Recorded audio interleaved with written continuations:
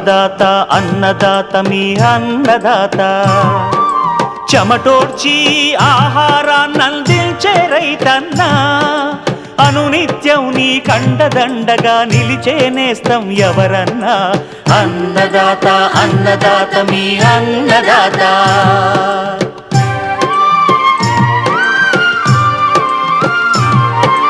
నూతన రీతుల సాగుబడికి నూరింతలు పెరిగే దిగుబడికి సూచనలిచ్చే సస్య రక్షణకు పశు పోషణకి శాస్త్ర విజ్ఞానం అందించి ముందుకు నడిపే తెలుగు రైతు భారతదేశానికి మకుటం అయ్యేలా తీర్చిదిద్దే ఆశయంతో మిమ్ము మేలు కొలిపేది అన్నదాత అన్నదాత అన్నదాత మీ అన్నదాత అన్నదాత అన్నదాత మీ అన్నదాత. అన్నదాత ప్రేక్షకులకు నమస్కారం. ఈనాటి ముఖ్యాంశాలు: భూసారాన్ని పెంచే పచ్చిరొట్ట పైర్ల సాగు, సపోటా సాగు వివరాలు,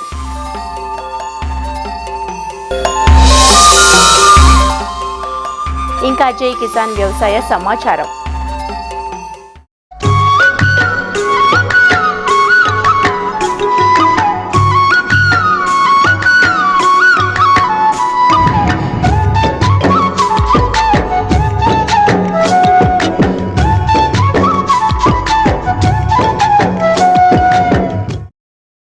సారవంతమైన నేల పంటకు శ్రీరామ రక్ష వంటిది. భూమిలో సత్తువ లేకపోతే విత్తనం ఎంత నాణ్యమైనదైనా పడిన శ్రమంతా బూడిదలో పోసినా పన్నీరవుతుంది.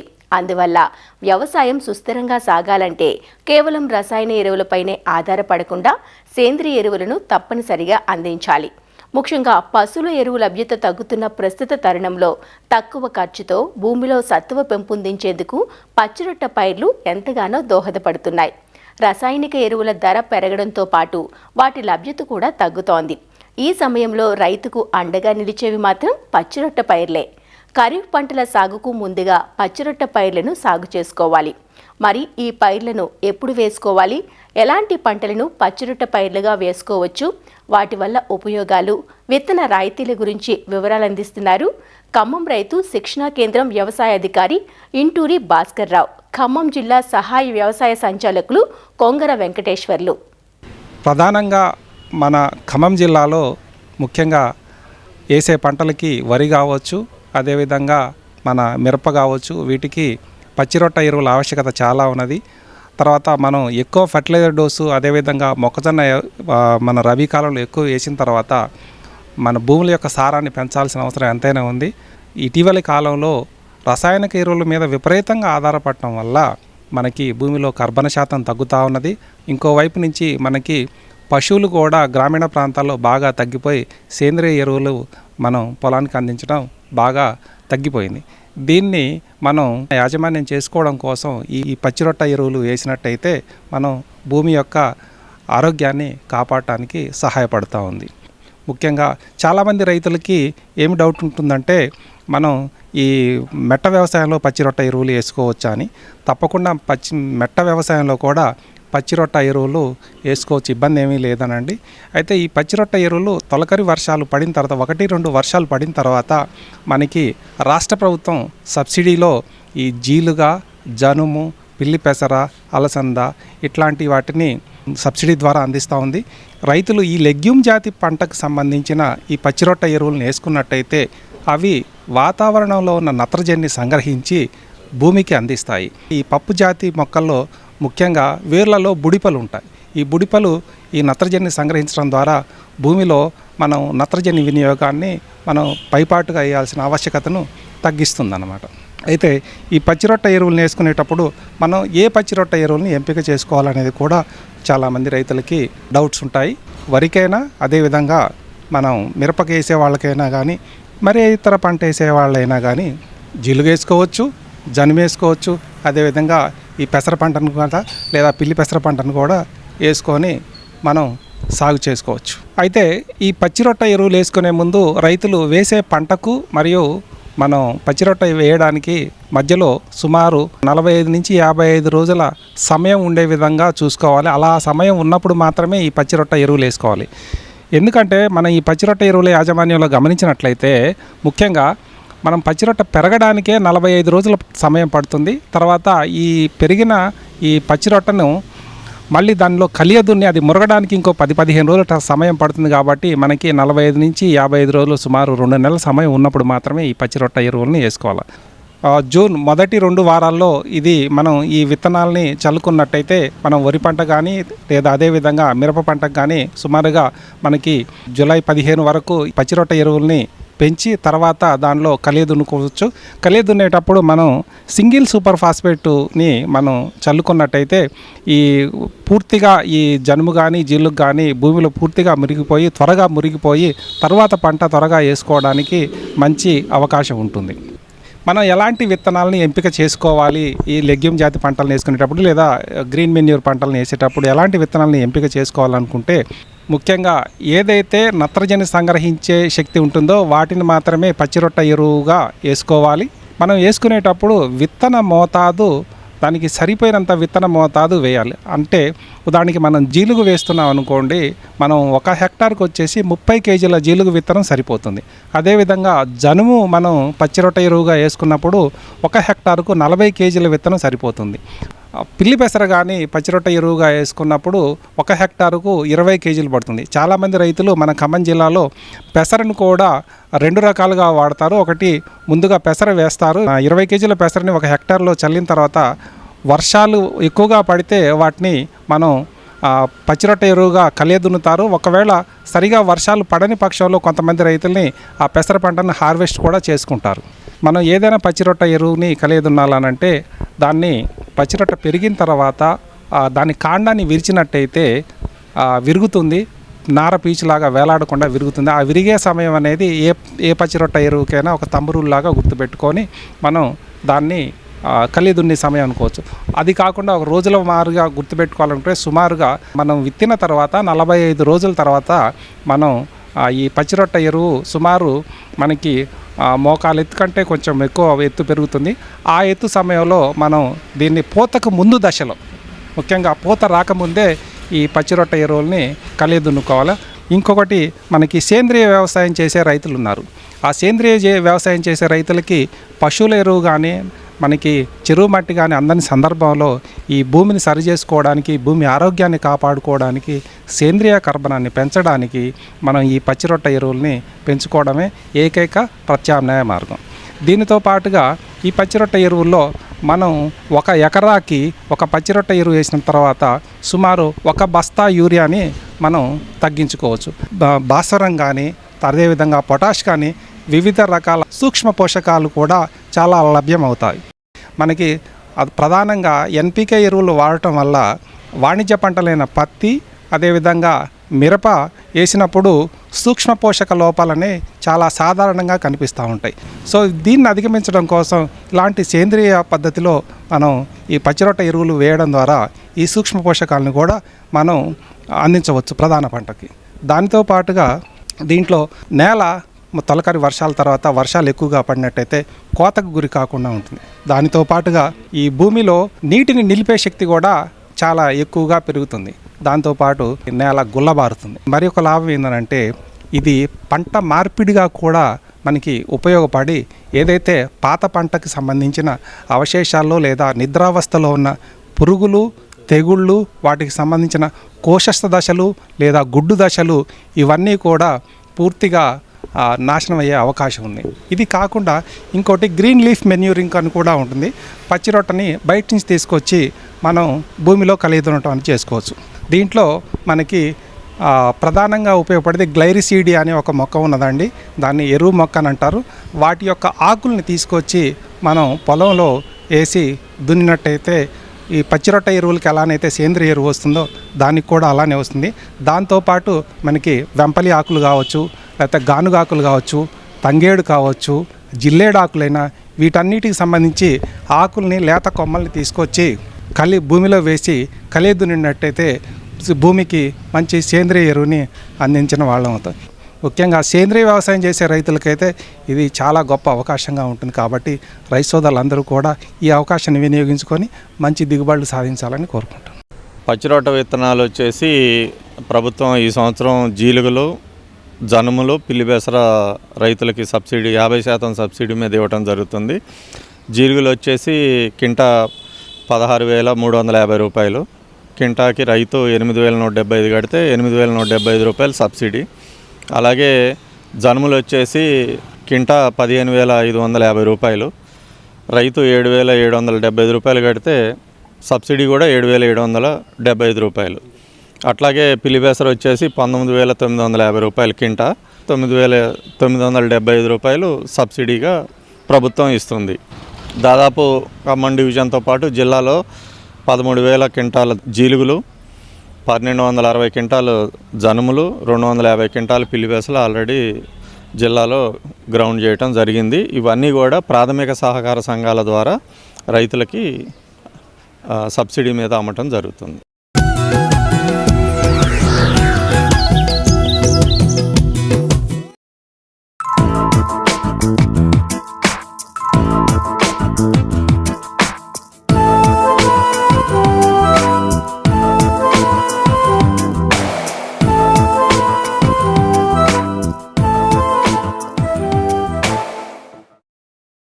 ఒకసారి నాటితే ఏళ్ల తరబడి దిగుబడినిచ్చేవి పండ్ల తోటలు. సపోటా సుమారుగా 30,000 ఎకరాలకు పైగా విస్తీర్ణంలో ఉమ్మడి అనంతపురం, ప్రకాశం, నెల్లూరు, తూర్పు, పశ్చిమ గోదావరి, శ్రీకాకుళం జిల్లాల్లో సాగవుతోంది. నీటి ఎద్దడిని తట్టుకుని కొద్దిపాటి చౌడు ఉన్న నేలల్లో కూడా అందివచ్చే పంట కావడంతో సపోటా సాగు విస్తీర్ణం ఏటికేడాది పెరుగుతోంది. నాటిన 3 సంవత్సరాల నుంచి పంటనివ్వడం మొదలుపెట్టి 25 ఏళ్ల వరకు సపోటా నుంచి ఫలసాయం పొందే అవకాశం ఉంది. మరి సపోటాలో మేలైన రకాలు, సాగు వివరాలు తెలియజేస్తున్నారు విజయనగరం జిల్లా చీపురుపల్లి ఉద్యానవనాధికారి సిహెచ్ చంద్రశేఖరరావు. సపోటా పంట అనేది ఉత్తర కోస్తా మరియు దక్షిణ కోస్తాల్లో, అదేవిధంగా రాయలసీమలో కూడా విస్తారంగా పండే పంట. బంజరు భూముల్లోనూ, అదేవిధంగా ఈ డీపట్టా భూముల్లో కూడా, పోషకాలు తక్కువగా ఉండే భూముల్లో కూడా సమృద్ధిగా పెరిగే పంట ఇది. సపోటాని ఎక్కువగా మనము రైతులు సాగు చేయడం జరుగుతుంది. ఈ పంట ఆశించే తెగుళ్ళు, చీడపీడలు తక్కువ కాబట్టి తక్కువ పెట్టుబడితో ఎక్కువ లాభాలు ఆర్జించగలిగే పంట. మరి ఒకసారి వేసిన తర్వాత 20 సంవత్సరాలు వరకు కూడా దిగుబడినిస్తుంది కాబట్టి పెరినియల్ ఇన్కమ్ సోర్స్గా కూడా రైతులు దీన్ని భావించి ఎక్కువగా వేయడం జరుగుతుంది. మరి సపోటాకి అనువైన వాతావరణాన్ని మనం పరిశీలించినప్పుడు ఇది ఉష్ణమండ పంట, నీటి ఎద్దడిని తట్టుకోగలదు. వర్షాధారం పంటగా కూడా ఇది అనువైంది. గాలిలో తేమ ఎక్కువగా ఉండే సముద్ర తీర ప్రాంతాల్లో దిగుబడి ఎక్కువగా ఉంటుంది. అనువైన నేలను మనం పరిశీలించినప్పుడు నీరింకి అన్ని రకాల నేలల్లో ఇది పండుతుంది. తేలిక నేలల్లో త్వరగా ఎదిగి మంచి ఫలసాయాన్ని ఇస్తుంది. ఇసుక భూములు, అధిక చౌడు ఉన్న భూములు అనుకూలం. మరి నీటి ఎద్దడిని తట్టుకునే స్వభావం అధికంగా ఉండడం వల్ల కొండ ప్రాంతాలు, లోతు తక్కువ ఉన్న నేలల్లో కూడా సాగు చేయొచ్చు. మరి దీంట్లో ముఖ్యంగా అనువైన రకాలను మనం పరిశీలించినప్పుడు క్రికెట్ బాల్ అనే రకము పండ్లు పెద్దగా ఉండి గుండ్రగా ఉంటాయి, కండ రవ్వలుగా ఉంటుంది, గింజలు అధికంగా ఉండి ఒక మోస్తరు తీపి కలిగి ఉంటుంది. అదేవిధంగా కీర్తిబత్తి అనే రకము పండ్లు ఈ అండాకారంలో ఉండి పైతోలు మందంగా ఉండి మందంగా కండ తీయగా ఉంటుంది. TSS 24 మరియు చక్కెర 24 బ్రిక్స్ గా ఉంటుంది. అదేవిధంగా కాలిపత్తి అనే రకం ఆకులు ముదురు ఆకుపచ్చ రంగులో ఉంటాయి. మరి పండ్లు కోలగా ఉండి పరిమాణం మధ్యస్థంగా ఉంటుంది. తోలు మందంగా, కండ తీయగా, రుచిగా ఉంటుంది. నిల్వకి, రవాణాకి, ఎగుమతికి అనుకూలం. అధిక దిగుబడినిచ్చే రకం TSS 27.7 బ్రిక్స్ గా ఉంటుంది. అదేవిధంగా ఈ పాల అనే రకం విస్తారంగా సాగు అయినప్పటికీ దిగుబడి ఎక్కువగా ఉంటుంది. పండు పరిమాణం చిన్నగా ఉండి, కోలగా ఉండి, గుత్తులుగా కాస్తుంది. తోలు పలచగా ఉండి, కండ మృదువుగా ఉండి, అధిక తీపి కలిగి ఉంటుంది. పండ్లు నిల్వకి, రవాణాకి, ఎగుమతికి అనుకూలం కాదు. మరి అదేవిధంగా PKM 3 అనేది కోస్తాంధ్ర ప్రాంతంలో సాగుకు సిఫార్సు చేయబడ్డ రకం. ఈ పండు కోలగా ఉండి, పరిమాణంలో మధ్యస్థంగా ఉండి, పెద్దగా ఉంటుంది, రుచిగా ఉంటుంది. చెట్టు నిలువుగా పెరగడం వల్ల కొబ్బరి వంటి తోటల్లో అంతర పంటలుగా సాగు చేయడానికి ఇది అనుకూలం. దిగుబడి కూడా ఇది అధికంగా ఉంటుంది. ఈ PKM 1, 3 అనే 2 రకాలు కూడా మనకు కోస్తా ప్రాంతంలో నాటడానికి అనుకూలమైనవి. PKM 1 అయితే అధిక సాంద్రతలో కూడా నాటడానికి అనువైనటువంటి రకంగా మనం భావించవచ్చు. సపోటాలో అంటు మొక్కల్ని ఎంపిక చేసిన తర్వాత కొమ్మంటు పద్ధతి ద్వారా ఇది ప్రవర్ధన కాబడుతుంది. ప్రవర్ధన కాబడ్డ అంటు మొక్కల్ని ఎంపిక చేసుకోవాలి. ఏడాది నుండి 2 సంవత్సరాల వయసు ఉండే అంటులను ఎంపిక చేసుకోవాలి. ఎక్కువ వయసు గల అంటు మొక్కలైతే వేరు వ్యవస్థ గుండ్రంగా చుట్టుకుపోయి పొలంలో నిలదొక్కుకోవడం కష్టం కాబట్టి మనము సరైనటువంటి అంటు మొక్కలు తీసుకోవాలి. నాటే సమయాన్ని మనం గమనించి గమనించినప్పుడు జూలై నెల నుండి మనం నాటుకోవచ్చు. ఎంపిక చేసిన రకాన్ని ఎకరాకి 40 మొక్కలు చెప్పున్న సాంప్రదాయ పద్ధతిలోను, 160 మొక్కలు చెప్పున్న అంటే మొక్కకి వరుసకి మధ్యలో 5 మీటర్ల చెప్పున్న నాటేటట్లయితే 160 మొక్కలు చెప్పున్న నాటుకోవచ్చు. మరి గుంతలు 3 అడుగులు పొడవు వెడల్పు లోతులతో గుంతలను తీసుకోవాలి. మరి గుంతలు తీసిన మట్టికి 30 కిలోల చివికిన ఎరువు, 2 కిలోల సూపర్ ఫాస్ఫేట్, అదేవిధంగా 200 గ్రాముల క్లోరిపైరిపాస్ కలుపుకొని గుంతలను నింపుకోవాలి. 15 కేజీల కొబ్బరి పొట్టును పోసుకోవాలి. కొబ్బరి పొట్టు వేసవిలో ఎక్కువగా నీరు నిల్వ చేసుకుని మొక్కకు నీటి ఎద్దడి రానివ్వకుండా ఉంటుంది. మరియు కుళ్ళిన తర్వాత మంచి సేంద్రియ ఎరువుగా మారి చెట్టుకు ఉపకరిస్తుంది. అంట్లను గుంత మధ్యలో ఉంచి అంటుభాగం భూమి పైకి ఉండేటట్టుగా నాటుకోవాలి. నాటిన మొక్కలు పాదులు చేసుకొని నీరు పోసి మొక్కలు గాలికి ఒరిగిపోకుండా ఈ కర్ర పాతి ఊతం ఇవ్వాల్సి ఉంటుంది. వేరుమూలం నుండి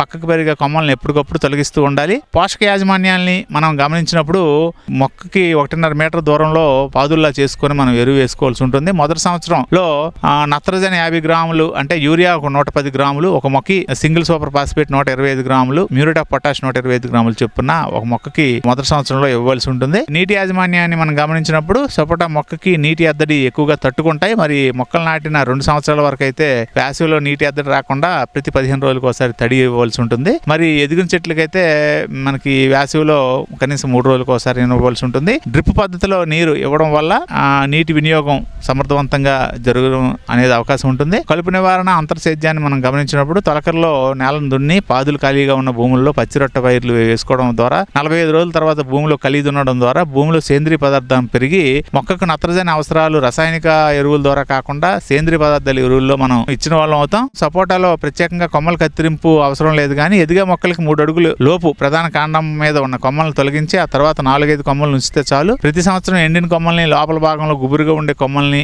నేలను తాకే కింద కొమ్మల్ని కూడా తొలగిస్తూ ఉండాలి. తొలినాళ్ళలో వచ్చే సస్యరక్షణ మనం గమనించినప్పుడు దాంట్లో ప్రధానమైనవి పిండి నల్లి, ఆకుగూడు పురుగు, అదేవిధంగా మొగ్గ మరియు కాయతొలుచు పురుగులు ఇవి ఉంటాయి. మరి పిండి నల్లి అంటే ఈ పురుగులు తెల్లటి పిండి పదార్థంతో కప్పబడి ఉంటాయి. ఇవి పూత కొమ్మలు, కాయ తొడిములు ఆశించి రసం పీల్చడం వల్ల పిండి రాలిపోవడం జరుగుతుంది. ఈ పురుగులు విసర్జించే తేనె వంటి పదార్థం వల్ల కొమ్మలు, ఆకులపైన మసి పదార్థం ఏర్పడుతుంది. దీని నివారణకి ప్రొఫెనోఫాస్ 2 మిల్లీలీటర్లు 1 లీటర్ నీటికి గానీ, మలాథియాన్ 2 మిల్లీలీటర్లు 1 లీటర్ నీటికి గానీ చొప్పున పిచికారీ చేసుకోవాలి. ఆకుగూడు పురుగు ఇది రెక్కల పురుగు, బూడిద రంగులో చిన్నగా ఉండి పూత మొగ్గలపైన, లేత ఆకులపైన గుడ్లను పెడుతుంది. గొంగల పురుగు గులాబీ రంగు, గోధుమ రంగులో ఉండి లేత ఆకులను గూడుగా చేసి లోపల పదార్థాలను తినడం జరుగుతుంది. మరి ఒక్కొక్క గూడులో 3 నుంచి 4 పురుగులు కనిపిస్తాయి. ఈ గోళ్లలో కోశస్థ దగ్గరికి చేరుకునే పురుగు రెక్కల పురుగుగా మారుతుంది. ఈ పురుగు పూత మొగ్గల్ని, పండ్లను నాశించినప్పుడు పూత పిందెలు రాలిపోవడం జరుగుతుంది. ఇది 7వ నెల నుంచి కూడా ఇది కనిపిస్తుంది. దీని నివారణకి గూడుగా మారిన ఆకులను తొలగించి నాశనం చేయడంతో పాటు ప్రొఫెనోఫాస్ 2 మిల్లీలీటర్లు 1 లీటర్ నీటికి లేదా క్లోరిపైరిపాస్ 2.5 మిల్లీలీటర్లు 1 లీటర్ నీటికి చొప్పున పిచికారీ చేయడం వల్ల ఈ ఆకుగూడు పురుగుని మనం సమర్థవంతంగా నివారించవచ్చు. అదేవిధంగా ఈ తెగుళ్ళ విషయానికి మనకి వచ్చినప్పుడు ఎక్కువగా ఈ ఆకు మచ్చ తెగుళ్ళు అనేది ఉంటుంది. ఆకు మచ్చ తెగులు చిన్న వలయాకారపు మచ్చలు, తెల్లటి మధ్య భాగంతో చిన్న వలయాకారపు మచ్చలు ఏర్పడడం జరుగుతుంది. గులాబీ రంగు లేదా ఎరుపు రంగు అంచులతో ఏర్పడతాయి. మచ్చలు ఆకులకు 2 వైపులా ఏర్పడతాయి. మచ్చలు ఎక్కువగా ఏర్పడినప్పుడు ఆకులు రాయలు దిగుబడి తగ్గిపోతుంది కాబట్టి కాపరాక్సిక్లోరైడ్ లీటర్ నీటికి 3 గ్రాములు చొప్పున కలిపి పిచికారీ చేయవలసి ఉంటుంది. మొక్క తొలినాళ్లలో ఇనుపు ధాతు లోపం గానీ అట్లాంటి కనిపించినప్పుడు ఫెర్రస్ సల్ఫేట్ 5 గ్రాములు 1 లీటర్ నీటికి, లేదా జింక్ గానీ మెగ్నీషియం లోపాలు కనిపించినప్పుడు ఫార్ములా 4 లాంటి సూక్ష్మ పోషక మిశ్రమాన్ని లీటర్ నీటికి 5 గ్రాములు చొప్పున పిచికారీ చేసుకున్నట్లయితే సూక్ష్మ లోప ధాతు సవరణ జరుగుతుంది. మరి ఈ రకమైన పద్ధతుల్ని సపోటాలో పాటించడం వల్ల తొలినాళ్లలో సపోటాని సమర్థవంతంగా తోటను నిర్వహించుకుంటూ MIDH పథకంలో దీనిపైన సబ్సిడీలు ఉన్నాయి. మీ సమీప ఉద్యాన అధికారి లేదా జిల్లా ఉద్యాన అధికారులను సంప్రదించవచ్చు. మరి సపోటాకి బిందు సేద్యం ద్వారా నీరు ఇవ్వడానికి ఏపీ మైక్రో ఇరిగేషన్ ప్రాజెక్టు కింద సన్న చిన్నకారు రైతులకు 90% మరియు పెద్ద రైతులకు 50% రాయితీ మీద సూక్ష్మ సేద్య పరికరాలని రాయితీగా ఇవ్వడం జరుగుతుంది. వీటిని వినియోగించుకొని సపోటాని సమర్థవంతంగా మంచి తోటని అభివృద్ధి చేస్తారని కోరుతున్నాం.